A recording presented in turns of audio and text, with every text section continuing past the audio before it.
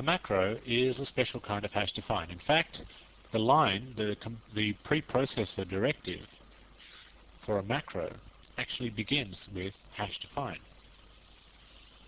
Let me show you.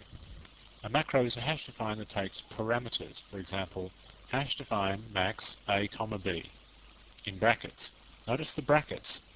Before, when you had a hash define, all you had was the word, like max. Now you've got brackets and then some things inside the brackets. And then the definition is more complex. It actually makes reference to those things inside the brackets. You can think of a macro as a little mini function. Imagine a function that was called max, and you passed it to variables, x and y, say. Then you might think of the actual code. You could probably write the function yourself. It would be pretty straightforward. It would compare and see if a is greater than b, just like I'm doing here. Remember that question mark conditional operator? If a is greater than b is true, then a must be the maximum. Otherwise, b must be the maximum.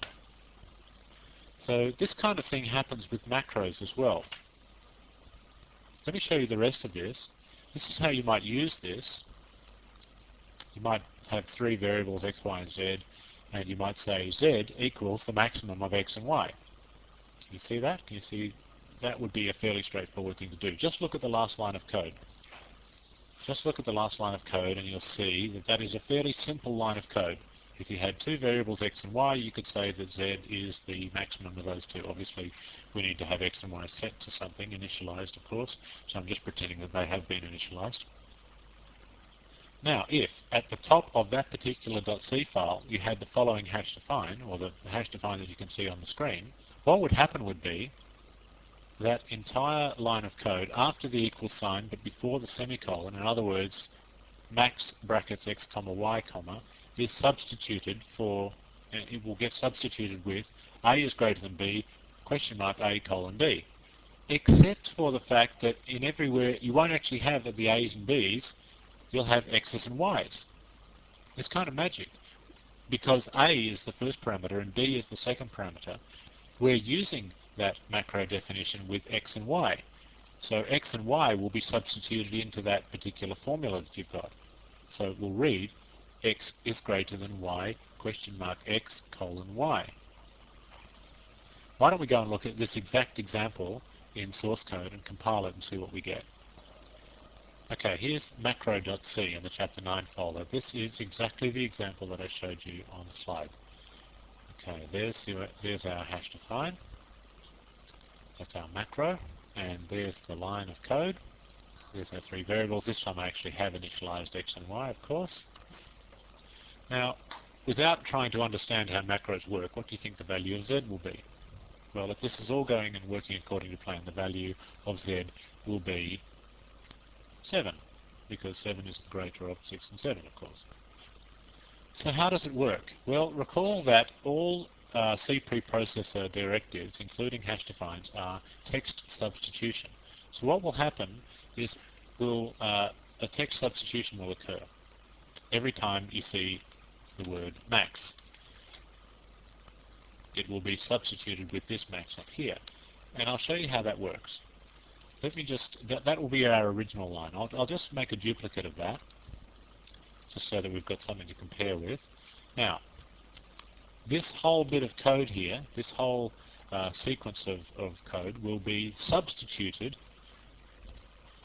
with this whole sequence of code, because that's the way hash defines work. It's text substitution. So I will copy that, let's do a little copy there, and I will put it just here.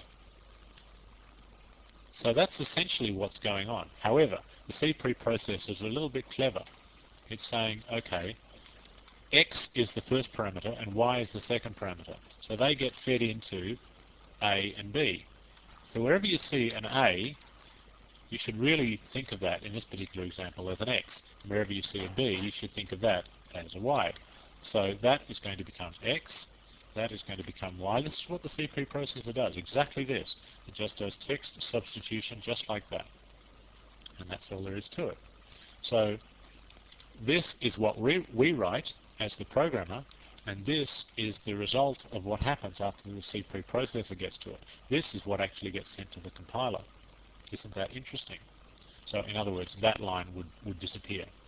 The C preprocessor would remove it for us, or in fact it would substitute it for us. But I'll put it back because I don't want it to go. I hope you're getting it. I'll give you another example. This one is a little bit, it's got some interesting things in it. I'll show them to you when we get there. I'm just going to create another macro now. Hash define double S. Doesn't matter. It really doesn't matter what they call the things inside the brackets here. S, I can call it anything I like. It does not have to be a variable that's declared. In fact, it's probably better that it's not. Just some little placeholder. S. I'm going to call this one for no particular reason. I just felt like calling it S. Obviously, it's double S is S times 2. Would you agree with that? Okay, so now I should be able to do this. Z equals double X. So Z is theoretically going to be 12. Let's prove that. We're going to get a substitution occur. I'll just make a copy of this line, and then we'll take this and copy it and come down here and paste it. Except wherever we see S, it actually in this case gets replaced with X. So it'll be X times 2. You see that? That's the text substitution that the macro does. It's kind of magical. Okay, so that's pretty straightforward. That's actually a simpler example than the previous one, but I want to show you now the following example. Instead of double X, I want to double X plus 1. Yeah? Okay, pretty straightforward. First of all, what's the answer going to be? Well, X plus 1 is obviously 7, so 2 times 7 is 14. Is that going to be what we get? Let's find out. I'll just do a printf. Okay, I've just inserted a little printf there. So that should work. Let's compile that. 0 errors. And run. Double X is 8. How do we get 8? I know what's going on, but do you? How could it be not working? Maybe everything I've said about macros is wrong. No, it's too simple to be wrong. S times 2, and we're putting in X plus 1. Okay, well let's see if we can figure it out by just doing what the preprocessor does. I'll just make a copy of this line again. Oops. Okay, now I'll go up here and I'll take that and I'll do the preprocessor substitution. I'll copy that and I'll paste it here.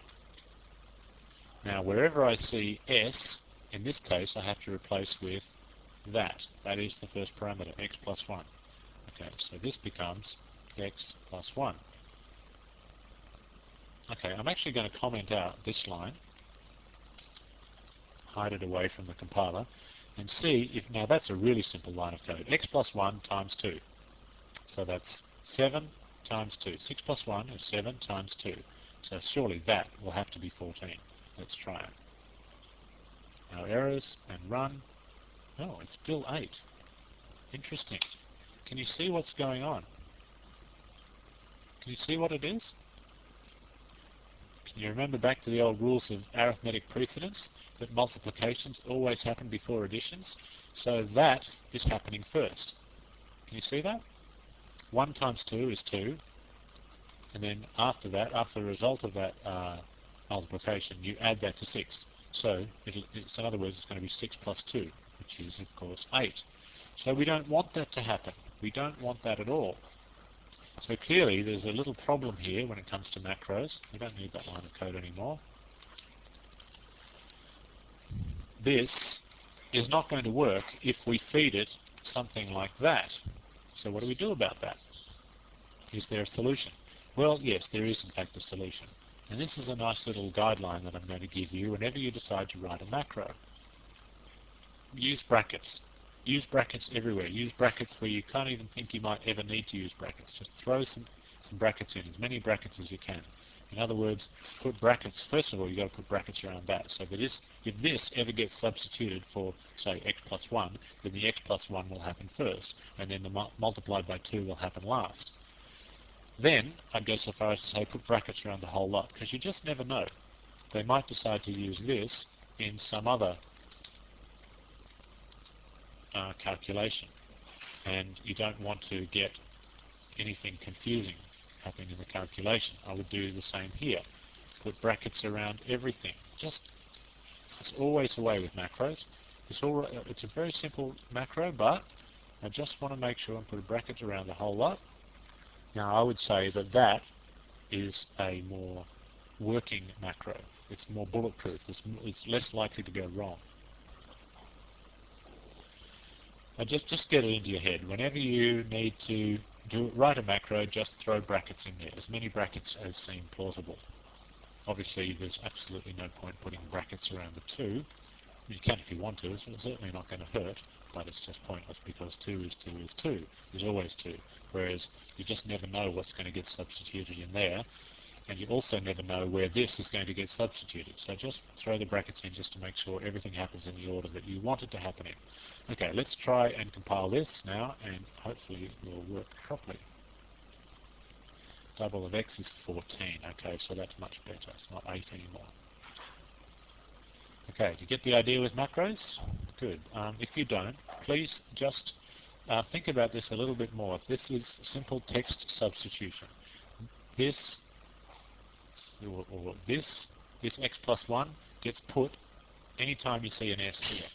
This x gets put anytime you see an a here. A here and a here. And y gets put wherever the b's were, because that is the first parameter and that is the second parameter. It would not make any sense. In fact, you would get a compiler error if you tried to do this. If you just tried to call the macro x with just one parameter.